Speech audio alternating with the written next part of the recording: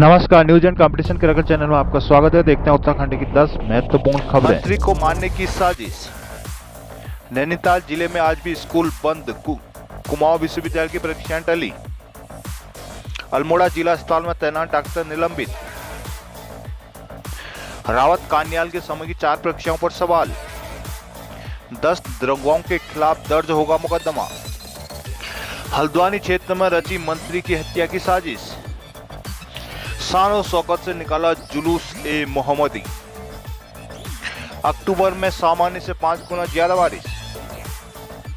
राज्य स्तरीय स्पर्धा में खेलेंगे खिलाड़ी। अंकिता के हत्यारोपी में गैंगस्टर लगाने की तैयारी। विधानसभा के निलंबित सचिव मुकेश सिंघल की होगी जांच। सहकारिता भर्ती में घपले की फाइल तैयार। कनिष्ठ सहायक जुडिशियल भर्ती में नहीं बढ़ पाई जांच। उत्तराखंड के गन्ना विकास से पशुपालन मंत्री सौरभ बोगड़ा की हत्या के साजिश रचने का सनसनीखेज खुलासा हुआ। इस षड्यंत्र में तांत्रिक समेत 4 लोग शामिल हुए। मुख्य आरोपी ने तांत्रिक को 5.5 लाख रुपए एडवांस दे डाले। इसके बाद आरोपी मंत्री के आवास पर मंडराने लगे। समय रहते कैबिनेट मंत्री बोगड़ा को इसकी भनक लग गई और षड्यंत्रकारियों के खिलाफ मंसूबे विफल हो गए। मंत्री के सिद्धार्थगंज प्रतिनिधि की तहरीर पर पुलिस ने 4 आरोपियों के खिलाफ मुकदमा दर्ज कर लिया। कुछ लोगों को हिरासत में लेकर पूछताछ की जा रही है। कैबिनेट मंत्री की हत्या की साजिश 4 महीने पूर्व हल्द्वानी जेल में रची गई थी। बताया जा रहा है कि सिट्टू क्षेत्र में सरकारी जमीन कब्जाने के आरोप में हीरा सिंह निवासी कोटा फार्म सिद्धार्थगंज के खिलाफ मुकदमा हुआ था। पुलिस ने हीरा सिंह को गिरफ्तार कर अदालत में पेश किया, जहां से 13 अप्रैल को उसे हल्द्वानी भेज दिया गया। हीरा सिंह अपनी गिरफ्तारी और खनन का कारोबार बंद होने के लिए कैबिनेट मंत्री बहुगुणा को जिम्मेदार मानता था। जेल में हीरा की मुलाकात बखड़ी निवासी सतनाम सिंह से हुई। इसके बाद दोनों ने मंत्री को रास्ते से हटाने का षड्यंत्र रचा। जमानत पर छूटने के बाद प्लान के अनुसार हीरा सिंह ने सतनाम के परिचय सितारगंज निवासी हरभजन सिंह से मुलाकात की, जिसने हीरा सिंह को किच्छा निवासी तांत्रिक मोहम्मद अजीब उर्फ गुड्डू से मिलवाया। हीरा सिंह ने कैबिनेट मंत्री को बस में कन्हैया रास्ते से हटा देने के लिए तांत्रिक को एडवांस के तौर पर करीब 5.5 लाख रुपए दे डाले। आरोपी ने षड्यंत्र को अंजाम देने के लिए मंत्री के आवास की रेगी की और हीरा सिंह 3 दिन पहले स्थानीय जनप्रतिनिधि के साथ कैबिनेट मंत्री सौरभ बोगड़ा के आवास पर पहुंचा। उसने मंत्री से रोजगार के मुद्दे पर बात की। मंत्री ने हीरा के अपने आवास पर आने की पुष्टि की। बताया जाता है कि सतनाम भी इन दिनों पैरोल पर जेल से बाहर था। उसके भी 1 अक्टूबर से सितारगंज में होने की जानकारी मिल रही है। उत्तराखंड में 3 दिनों से जारी बारिश ने पहाड़ में से मैदान तक जनजीवन अस्त व्यस्त कर दिया है। भारी बारिश के अलर्ट को देखते हुए नैनीताल, चपौत, अल्मोड़ा और पिथौरागढ़ जिला प्रशासन ने यहां 10 अक्टूबर यानी सोमवार को भी कक्षा 1 से 12 तक की सरकारी व गैर सरकारी स्कूल, आंगनबाड़ी केंद्र बंद रखने के आदेश जारी कर दिए हैं। वहीं सोमवार को एसएसजे विश्वविद्यालय अल्मोड़ा और कुमाऊं विश्वविद्यालय नैनीताल की सभी पालियों में प्रस्तावित परीक्षाएं स्थगित कर दी गई।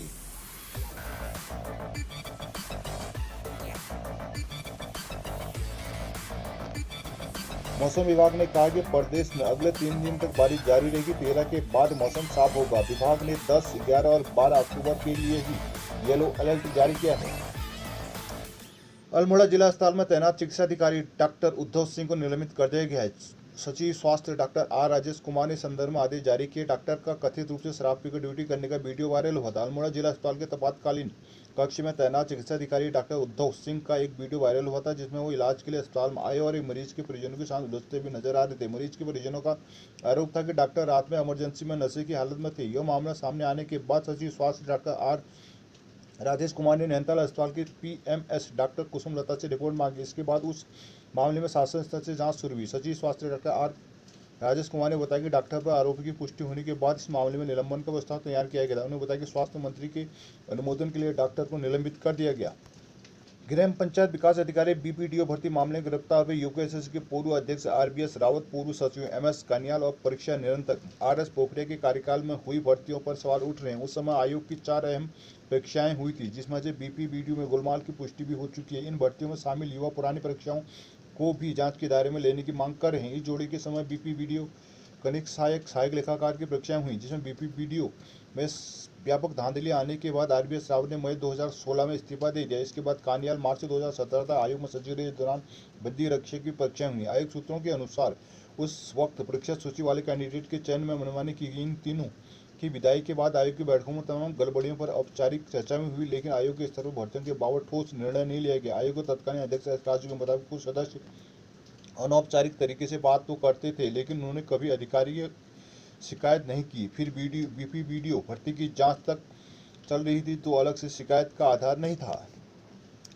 अधिकृत संस्थान के अलावा नकल सिंडिकेट के खिलाफ मुकदमा दर्ज होने के बाद अब विजिलेंस की अगली कार्रवाई दरोगाओं के खिलाफ होने वाली है। एसटीएफ की जांच रिपोर्ट में 10 दरोगाओं के नाम शामिल है, जबकि 25 से 30 संदेह के घेरे में। सूत्रों के मुताबिक विजिलेंस सूची में शामिल 10 दरोगाओं के खिलाफ जल्द मुकदमा दर्ज कर सकती है। एसटीएफ की प्रारंभिक जांच के बाद सामने आया कि 2015 में हुई दरोगा भर्ती में धांधली हुई। इसके बाद प्रशासन ने आगे की जांच विजिलेंस को सौंप दी। विजिलेंस की जांच में दरोगा भर्ती घोटाले में कई लोग के नाम सामने आए। पुख्ता सबूत मिलने के बाद विजिलेंस ने शासन से मुकदमा दर्ज करने की अनुमति मांगी। शासन से अनुमति मिलते ही विजिलेंस से बिना देर किए जीबी पंत विश्वविद्यालय के 2 कार्मिकों के अलावा भर्ती घोटाले के सूत्रधार माने जाने वाले हाकम सिंह, सादिक मूसा, केंद्रपाल सहित कुल 12 लोगों में मुकदमा दर्ज कर लिया है। भर्ती घोटाले के सिंडिकेट बने इन लोगों के बाद अब विजिलेंस दरोगाओं पर कार्रवाई की तैयारी कर रही है। सूत्रों के मुताबिक जल्द ही 10 दरोगाओं में मुकदमे की कार्रवाई शुरू होगी। चमन चमन कली कली अली अली कली कली, इश्क मोहम्मद आला हजरत। सरकार की आमद मरहबा, आका की आमद मरहबा की गूंज से बन फूल पूरा क्षेत्र गुंजायमान हो गया। पैगंबर मोहम्मद साहब की जन्मदिन यानी ईद मिलाद नबी पर रविवार को जुलूस निकाला गया। मुस्लिम समुदाय के लोग बेहद सुबह से बाइक कारों से जुलूस में पहुंचे। जुलूस में युवक घोड़े और बाइकों से चल रहे थे। जुलूस मुजाहिद चौक से शुरू होकर लाइन बाजार 17 से इंदिरा नगर, बड़ी रोड, छोटी रोड, नई बस्ती से लाइन नंबर 16 से लाइन नंबर 1 होकर मुगल पड़ाव, जामा मस्जिद, ताज चौराहा होकर गुजरा। युवाओं ने जगह जगह रुककर मोहम्मद साहब के नारे लगाए। इस दौरान उलेमाओं ने तहरीर की और मुल्क व नगर में अमन चैन की दुआ मांगी। मोहम्मद साहब के जन्मदिन पर उनके दिखाई रास्ते पर चलने का संकल्प लिया। सुरक्षा के लिए चप्पे चप्पे पुलिस बल तैनात, खुफिया तंत्र पर अलर्ट दिखाई दिया। जुलूस में दर्जाधारी मौजूद नईम नवाब, मोहम्मद फिरोज, नासिर हुसैन, चांद वारसी, इंतजार सिद्दीकी, सालिम सिद्दीकी, शराफत अली, जामिर अहमद आदि शामिल रहे। तंजीमों ने बढ़ चढ़कर लिया हिस्सा। भारी बारिश के बावजूद लोगों में पैगंबर मोहम्मद साहब के जन्मदिन में निकाले जुलूस को लेकर उत्साह दिखा। खासतौर पर युवाओं में काफी उत्साह देखा गया। तंजीमों ने जगह जगह पर जुलूस का फूल वर्षा के साथ फल, खिचड़ी और पानी बांटकर स्वागत किया। बारसी कमेटी, दावत इस्लामी, ख्वाजा रजा कमेटी, साबरी कमेटी, राजा कमेटी, गस उल वारा कमेटी ने शिरकत की। प्रदेश में मानसून की बारिश अक्टूबर में जारी है। स्थिति यह कि माह के शुरुआती 9 दिनों में ही पूरे माह के सामान्य वार्षिक से 5 गुना ज्यादा बादल बरस चुके हैं। इस दौरान सबसे ज्यादा 141 mm बारिश नैनीताल जिले में दर्ज की। सबसे कम 12.9 mm बारिश उत्तरकाशी रहा। बंगाल की खाड़ी से नोरू साइक्लोन मानसून वापसी की राह में खड़ा हो गया है, जिसके चलते उत्तराखंड समेत कई राज्यों में बारिश हुई। कुछ राज्यों में मानसून ठिठक गया है। उत्तराखंड में भी मानसून करीब 1.5 हफ्ते आगे खिसक गया। बीते 5 अक्टूबर से बारिश का दौर जारी है। इसके लिए 12 अक्टूबर तक बने रहने का अनुमान है। राज्य में इस माह तक सबसे ज्यादा बारिश 141 mm नैनीताल में हुई। दूसरे नंबर पर यूएस नगर में 138 मिलीमीटर बारिश हुई है। अंकिता मर्डर केस में तीनों आरोपियों को रिमांड पर लेने के बाद एसआईटी ने अपनी जांच लगभग पूरी कर ली है। जांच के दौरान जुटाए सबूतों को चंडीगढ़ स्थित लैब में भेजा गया है, जहां से रिपोर्ट जल्द आने की उम्मीद है। एसआईटी ने जांच के बाद तथ्यों, गवाहों के बयान के आधार पर अंकिता मर्डर केस के आरोपियों में देह व्यापार सहित 2 धाराएं भी विवेचना में बढ़ा दी हैं। अब पुलिस आरोपियों की गैंगस्टर में निरुद्ध करने की तैयारी चल रही है। पुलिस सूत्रों के मुताबिक मुख्यालय स्तर से इसके निर्देश आला अफसर की ओर से जारी कर दिए गए हैं। सूत्रों के माने तो 2 दिन के भीतर अंकिता के हत्या आरोपी में गैंगस्टर एक्ट की कार्रवाई के होने के आसार हैं। बता दें कि दबाव के चलते एसआईटी और सरकार मामले में किसी भी प्रकार की कोताही नहीं बरतना चाहती। सीएम धामी ने भी अंकिता के परिजनों को इसकी बेटी की हत्या में कड़ी से कड़ी सजा दिलाने का भरोसा दिलाया है।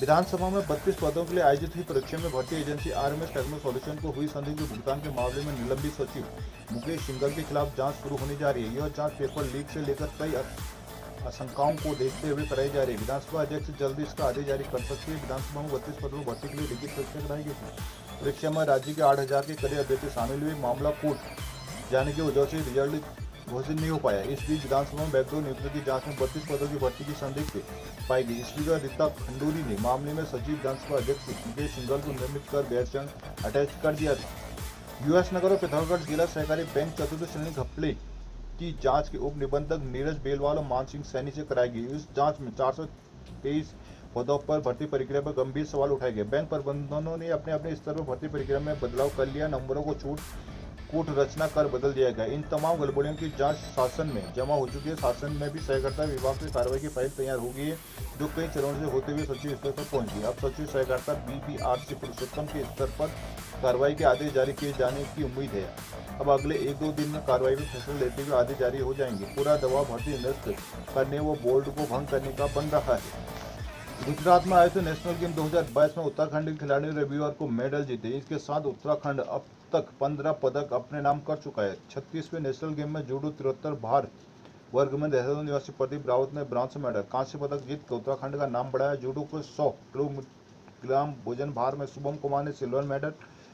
शुभम हरिद्वार के रहने वाले हैं। वही नैना अधिकारी ने कैना सलालम महिला वर्ग में महिलाओं को सिल्वर मेडल दिलाया। नैना नैनीताल के उत्तराखंड में अभी 3 दिन और बारिश होगी। मौसम विभाग ने इसके लिए येलो अलर्ट जारी किया है। 13 अक्टूबर के मौसम साफ रहेगा। रविवार को कुमाऊं के कई जिले समेत गढ़वाल के कुछ इलाकों में भारी बारिश हुई थी। वही मैदानी इलाकों में मौसम विभाग के मुताबिक 10, 11 और 12 अक्टूबर को हल्की से मध्यम बारिश का येलो अलर्ट जारी किया गया। मौसम विभाग के निदेशक विक्रम सिंह ने बताया कि देहरादून मानसून दून और उत्तरकाशी के कुछ हिस्सों से विदा हो गया। कुमाऊं गढ़वाल के कुछ जिलों में अभी मानसून बरकरार है। इस बारिश के बाद मानसून विदा होने की संभावना है। उधर दून में बारिश की वजह से तापमान सामान्य से 3 से 4 डिग्री नीचे पहुंच गया है।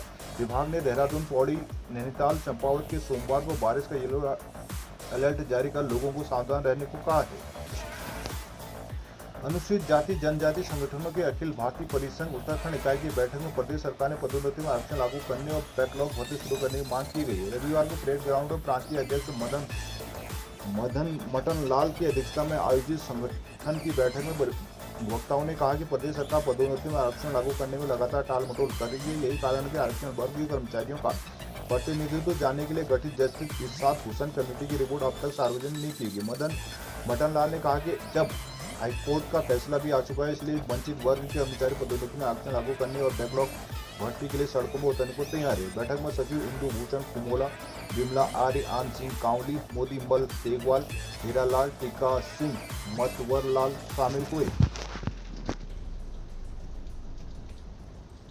विरासत आर्ट एंड हेरिटेज फेस्टिवल 2022 के पहली शाम सोलिया नृत्य, कथक और शहनाई वादन के नाम रहा। इनका शुभारंभ मुख्यमंत्री पुष्कर सिंह धामी ने दीप प्रज्वलन के साथ किया। Doctor BR Ambedkar stadium, Kolagarh road में मुख्य अतिथि के रूप में मुख्यमंत्री के साथ ONGC के प्रबंध निदेशक RK श्रीवास्तव, पूर्व प्रबंध निदेशक ONGC डॉक्टर अलका मित्तल एवं डायरेक्टर ऑपरेशन पंकज कुमार भी मौजूद रहे। कार्यक्रम का संचालन RK Singh, general secretary rich ने किया। मुख्यमंत्री ने कहा कि राज्य के स्थानीय कलाकारों को भी ऐसे मंच मिलने चाहिए ताकि देश विदेश के कलाकारों के साथ उत्तराखंड के कलाकार भी अपना नाम कमा सके। सांस्कृतिक कार्यक्रम की शुरुआत उत्तराखंड के छोलिया नृत्य से हुई। नृत्य में मुख्य कलाकार गीता सरारी के साथ सहायक कलाकार हरीश कुमार, ढोल रण सिंह, प्रताप राम, बैकपाइपर मोहन राम, गिरीश कुमार, दर्शन कुमार, राजू कुमार, छोलिया योद्धा, किशन ताल, रोहित रूकी, राजू कैशियो में अपनी पारंपरिक यंत्रों को अपनी संगत दी। इसके बाद कृष्ण मोहन ने कथक नृत्य की मनमोहक प्रस्तुति दी। नई थीम कलर्स ऑफ कथक और अद्भुत नृत्य प्रस्तुत किया गया। आखिरी प्रस्तुति शहनाई वादन का रहा, जिसमें अश्वनी और संजीव शंकर ने धमाकेदार प्रस्तुतियां दी। इनके सहायक कलाकार योगेश शंकर शहनाई वादक, मिथिलेश झा तबला वादक ने संगत दी। महोत्सव स्टॉल भी लगाए गए हैं।